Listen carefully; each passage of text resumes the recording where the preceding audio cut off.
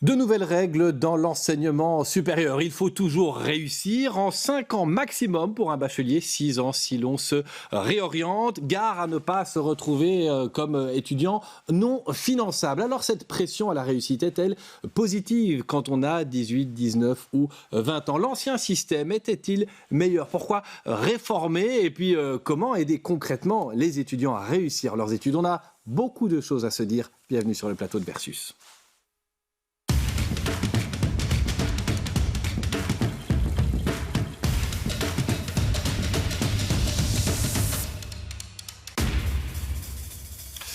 Et j'accueille en plateau Emilia Oxage. Bonjour, vous êtes la présidente de la FEF, la Fédération des étudiants francophones, organisation représentative chez nous en Fédération Wallonie-Bruxelles. Rachel Sobry, bonjour, vous êtes députée au Parlement de la Fédération Wallonie-Bruxelles pour l'EMR, c'est le parti de la ministre de l'Enseignement supérieur Françoise Berthiaud. Et puis Souna Tekir, bonjour, vous êtes directrice présidente d'une haute école à Bruxelles, la haute école Bruxelles-Brabant, en abrégé HE2B. Peut-être la première question pour vous, les règles ont changé par rapport à il y a quelques années. Aujourd'hui, quand on débute un cursus d'études supérieures, on a combien de temps pour réussir finalement? Il y a une obligation dans le temps aussi. Donc, en effet, l'obligation dans le temps est de 5 années pour un bachelier. Et donc, la pression est en tout cas plus grande dans la première année. Donc, le bloc 1, la première année, les étudiants disposent de 2 années pour réussir, pour valider l'ensemble de leurs crédits, à savoir donc 60 crédits. Et si tel n'est pas le cas, donc l'étudiant, malheureusement, devient non finançable. Et alors, il y a une possibilité de rallonger si on se réoriente. Ça concerne souvent des étudiants, on en reparlera, mais oui, c'est une réalité, cette réorientation. Tout à fait. La réorientation est une réalité, est une possibilité ultime, en effet, pour l'étudiant qui aurait mal choisi d'une manière ou d'une autre sa filière. Et donc, ça permet, en effet, de pouvoir rediriger l'étudiant vers une filière qui lui serait, en tout cas, plus je ne vais pas dire plus accessible, mais en tout cas qui va un peu mieux avec ses compétences et avec ses sensibilités. L'ancien système avec des cours qu'on gardait dans le sac à dos, vous en gardez quel souvenir, vous, finalement, comme directrice présidente d'une haute école? Mais disons que ça pouvait quand même mettre des étudiants en difficulté par rapport à quand on se retrouvait par exemple dans l'année diplômante avec des cours non validés, des crédits non validés, dans le bloc 1. Évidemment, là, ça pouvait avoir aussi un effet relativement, je ne vais pas dire pervers, mais en tout cas, psychologiquement, un signal de réussite, si je puis dire, or qu'on avait encore des crédits à valider dans le bloc 1. Donc actuellement, au niveau psychologique, la pression est quand même plus grande dès le départ. Donc on est inscrit dans le bloc 1 tant qu'on n'a pas validé les 60 crédits.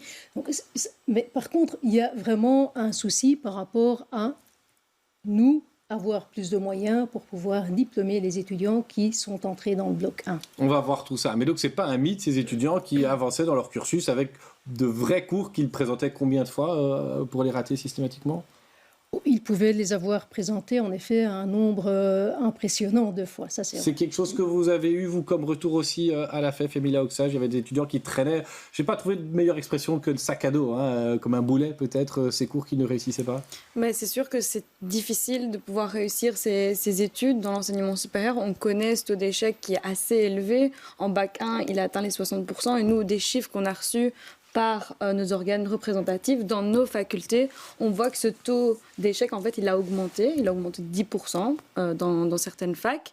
Et en fait, nous, ce qu'on critique, c'est qu'au lieu d'aider ces étudiants face à ces cours à pète, face à ces cours qui cachent en fait derrière un manque de financement, un manque de professeurs, en fait, on nous a mis des barrières et le résultat, ça va être l'exclusion des étudiants. Et donc, nous, ce qu'on critique, c'est au lieu d'aider, d'accompagner les étudiants pour qu'ils puissent réussir ces cours qui font traîner, alors, on n'a pas agi sur les problèmes et on a mis des barrières. Et donc, c'est ça, en fait, le résumé de cette nouvelle réforme. Rachel Sobry, vous n'avez pas l'air convaincue. Il y a une idée d'économie financière, notamment derrière le décret paysage? Non, certainement pas. D'ailleurs, l'enseignement supérieur, il a été refinancé presque comme jamais, j'ai envie de dire. Ce sera 80 millions structurels à l'horizon 2024. Mais oui, je réagissais parce que, certes, c'est tout à fait vrai que on peut considérer que la pression est plus grande chaque année, quelque part, puisque le temps imparti pour réussir son cursus est balisé.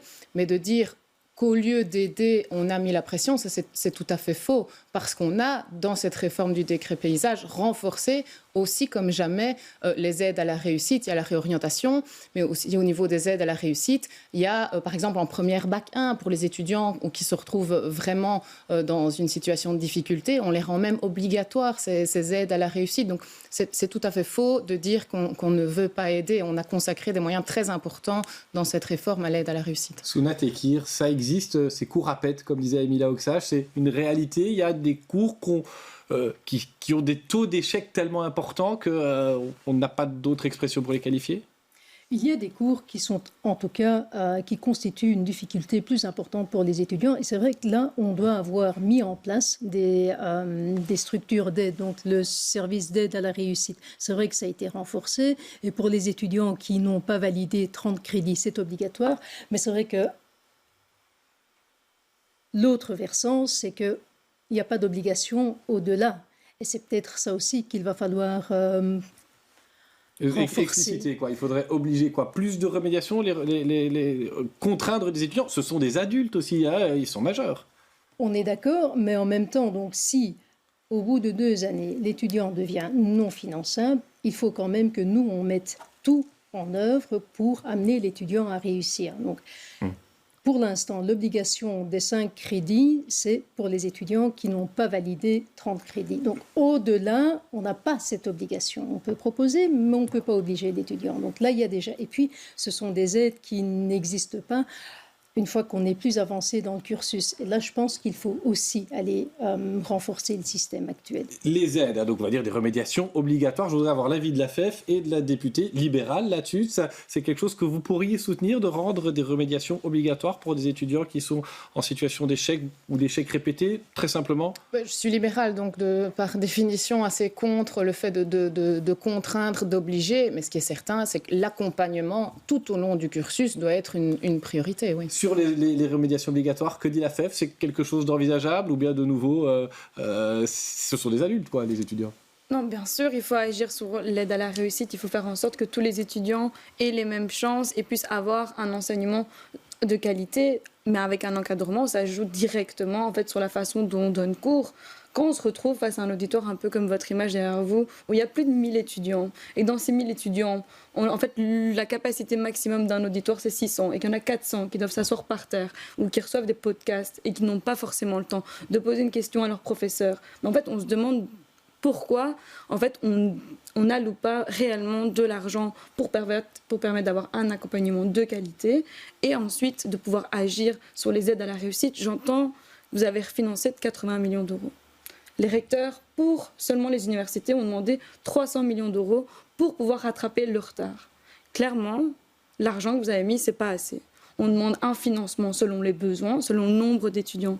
Notre financement par tête d'étudiants dans les universités, il a baissé de 24%. Ça n'a jamais été autant. Le chiffre n'a jamais été aussi élevé. En fait, on est victime d'un sous-financement de l'enseignement supérieur. Et clairement, au lieu de sortir de ce système-là, on nous a mis des règles qui vont venir éjecter les étudiants. Et donc, on le répète, cette réforme du décret paysage, en aucun cas, elle vient aider les étudiants. Et les étudiants vous le disent sur le terrain. On a rencontré les étudiants de la HE2B ce midi. Pareil, personne ne veut de cette réforme qui ne vient pas aider les étudiants. Rachel Sobry, on a les moyens de donner aux recteurs d'université les millions qu'ils demandent pour améliorer le taux de réussite? Non, clairement, on n'a pas 300 millions à donner suite à la demande des recteurs, mais les étudiants, vous savez, quand moi j'étais aux études, c'est la période où le décret Marcourt, donc le décret paysage initial, a été mis en place. Les étudiants étaient contre. Et d'ailleurs, les critiques de la FEF étaient exactement les mêmes qu'aujourd'hui. Et maintenant, ils sont contre la réforme du décret qui était initialement critiqué. Donc, évidemment, il est tout à fait juste de dire que 80 millions, ce n'est pas assez. Et personne ne nie les difficultés qu'il y a dans l'encadrement au niveau de l'enseignement supérieur. Mais 80 millions, c'est ce que le gouvernement actuel pouvait faire. Et bien sûr, c'est un travail à continuer. Je voudrais parler du taux d'échec. Emilia Oxage nous disait il est trop élevé. Quelqu'un l'a déjà comparé, notre taux d'échec dans le supérieur, à celui d'autres pays, vous dire comparables, pays de l'OCDE? Oui, non? Quelqu'un a un avis là-dessus, Madame Sobry ou Madame... Mais ce sont des statistiques en fait qui sont déjà difficiles à trouver et qui n'ont pas beaucoup de sens de comparer des taux de réussite, des taux d'échec, parce qu'en fait les systèmes sont différents.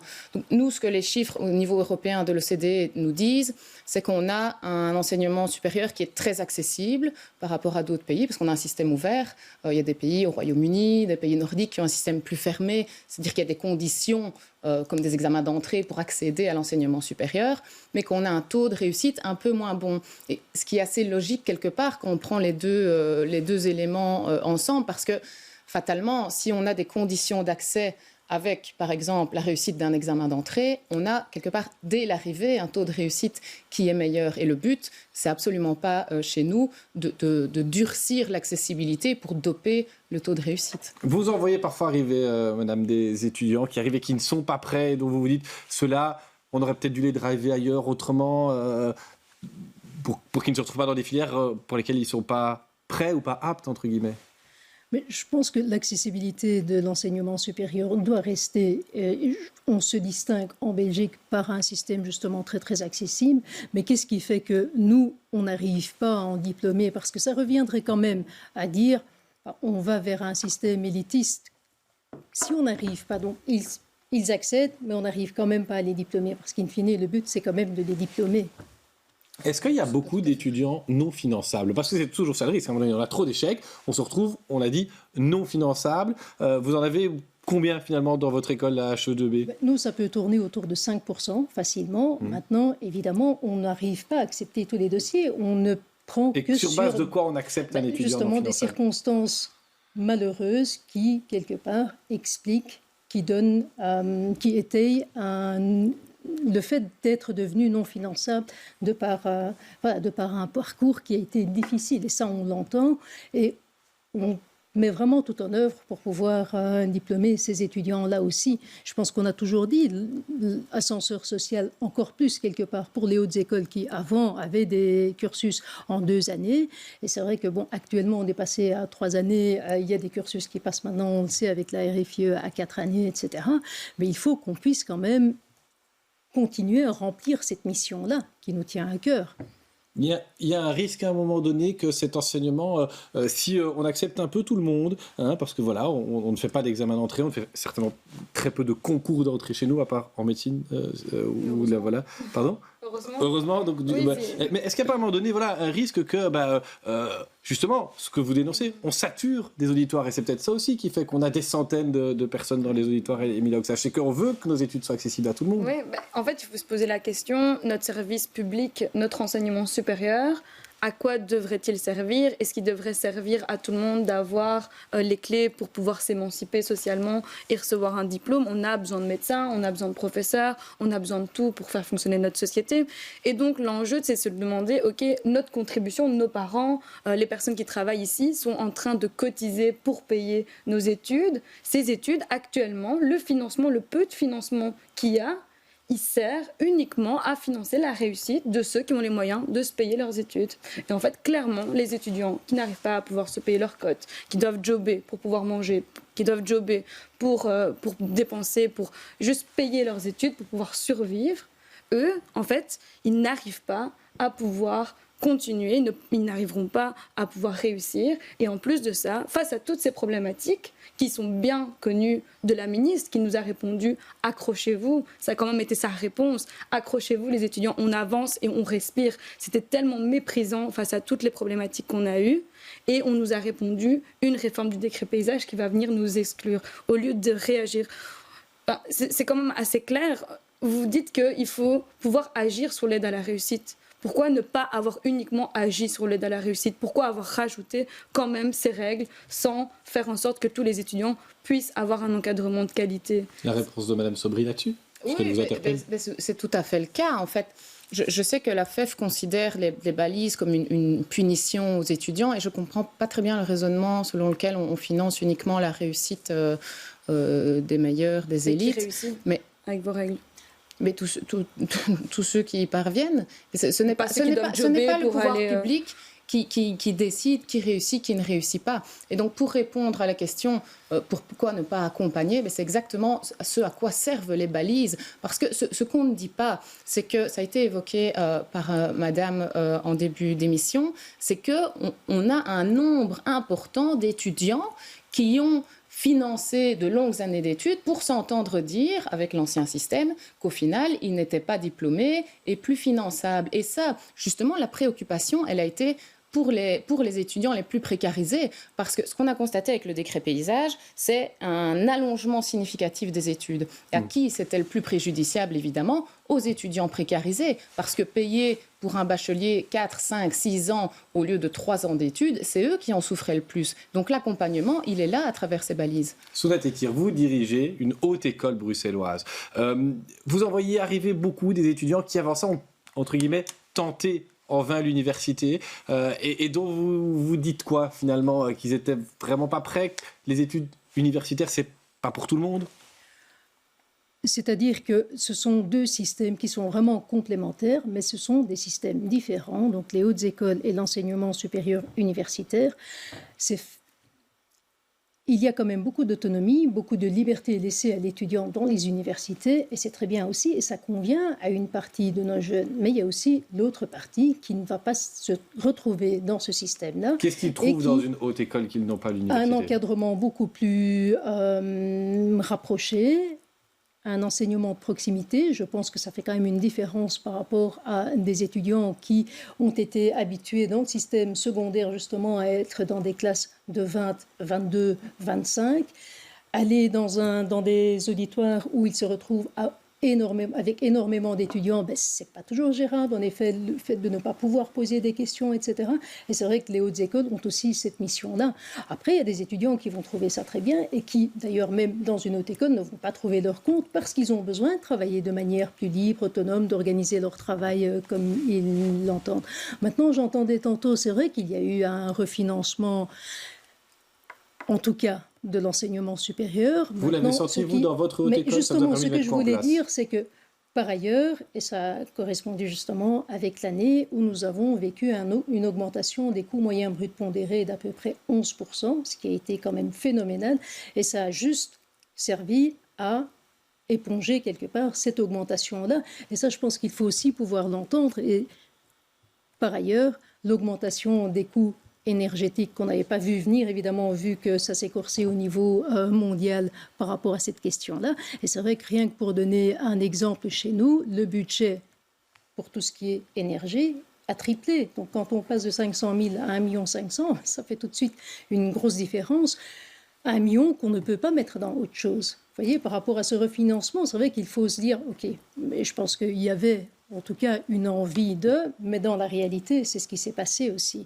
Rachel Sobry, on espère encore trouver des marches sous la législature prochaine, ou bien les perspectives financières sont telles qu'on se dit que ça va être très compliqué de trouver des budgets pour refinancer? Non, le refinancement de l'enseignement supérieur, ça doit être quelque chose de structurel, parce que c'est historique que c'est un secteur qui est sous-financé. Et c'est toujours, c'est tout à fait vrai. Pendant la période Covid, il y a eu 10 millions supplémentaires, parce que c'était conjoncturel de financement aux établissements. Et à l'inverse, on doit toujours mettre le curseur. Par exemple, on n'a pas indexé le Minerval parce que ça allait pénaliser les familles, les étudiants. Mais du coup, c'est les établissements qui se retrouvent avec une recette en moins qui, eux, doivent supporter les frais d'indexation, mais on n'indexe pas la recette à travers le Minerval, par exemple. Donc, c'est un équilibre. Donc, du coup, la non-indexation du Minerval, c'est un peu, on va dire une fausse bonne idée, mais ça handicape d'un côté au lieu d'handicaper de l'autre. C'est ça que vous nous dites? Oui. Du côté de la FEF, on peut reconnaître ça? Ce que vous êtes en train de dire, c'est que voilà, vous n'avez rien fait par rapport au Minerval. Le fait de ne pas l'indexer, ça veut dire laisser la situation actuellement. Pour vous, c'est avoir fait... C'est exactement ça, ne pas augmenter le Minerval, ça veut dire ne rien faire. Dans les écoles supérieures des arts, ça veut dire que pour vous, ne rien faire, c'est beaucoup pour les étudiants. Nous aussi, les étudiants, on a été touchés par cette crise énergétique. Donc pas que les établissements. En fait, nous, on a dû également faire la file devant les épiceries sociales parce qu'on a perdu nos jobs étudiants pendant la crise Covid.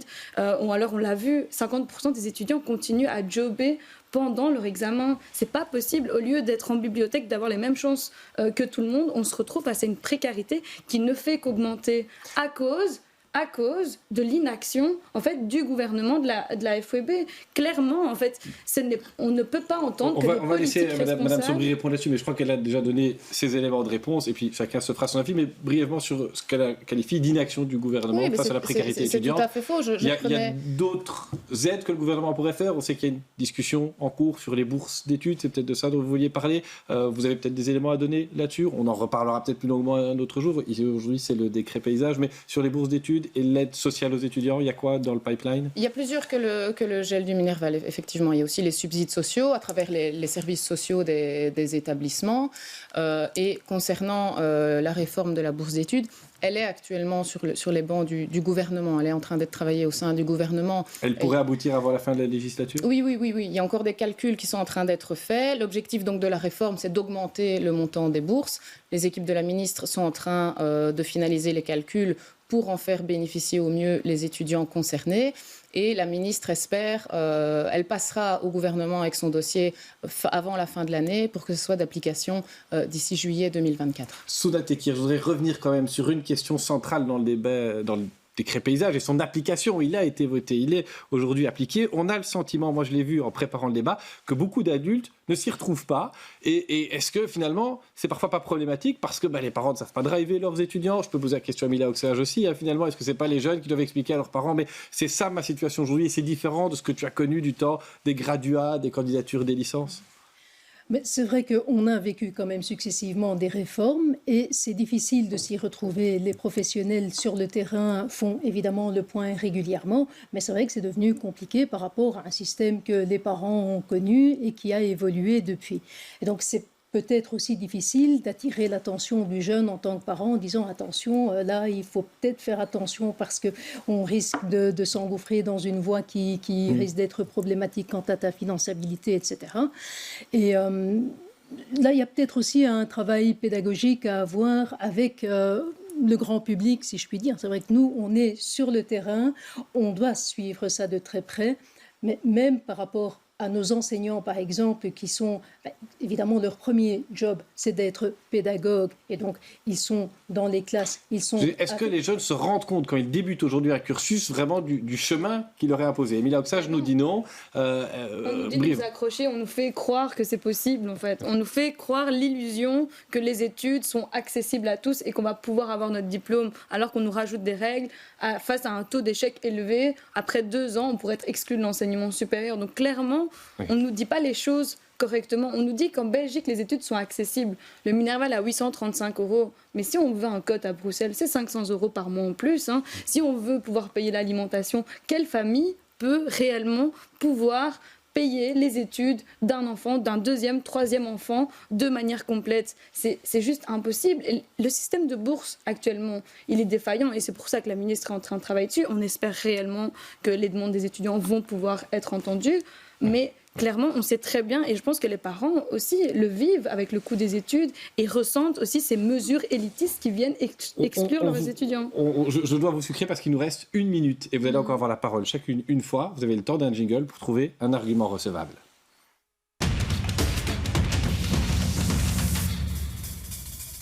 Mila Oxage, est-ce que vous avez entendu un argument recevable de l'autre côté de la table? J'ai entendu dire qu'il fallait une réforme des allocations d'études. Je pense que ça fait longtemps aussi qu'on la demande avec les différents acteurs. Donc on espère vraiment que cette réforme va pouvoir être ambitieuse malgré le budget qui a été débloqué. Mais on pense réellement qu'il faut augmenter les montants. Souda Tekir, vous avez entendu un argument recevable à votre droite ou en face? En face, le refinancement de l'enseignement supérieur va être structurel. Nous en avons pris bonne note. Et à ma droite, évidemment, la précarité des étudiants, il faut pouvoir l'entendre et il faut en effet pouvoir y faire face. Rachel Sobry, vous avez entendu un argument recevable chez oui, deux autres débattistes j'ai entendu Madame Tekir, je crois, quand vous parliez de l'accompagnement et de la remédiation notamment. Vous avez évoqué la suite, il faudra voir par la suite. Et je suis persuadée qu'une politique publique, pour qu'elle soit efficace, on doit toujours pouvoir l'évaluer. Merci à toutes les trois d'être venues échanger. On vous fera revenir, vous avez beaucoup de choses à dire, mais la semaine prochaine, ce sera un autre thème et d'autres questions, encore une fois nombreuses. À bientôt.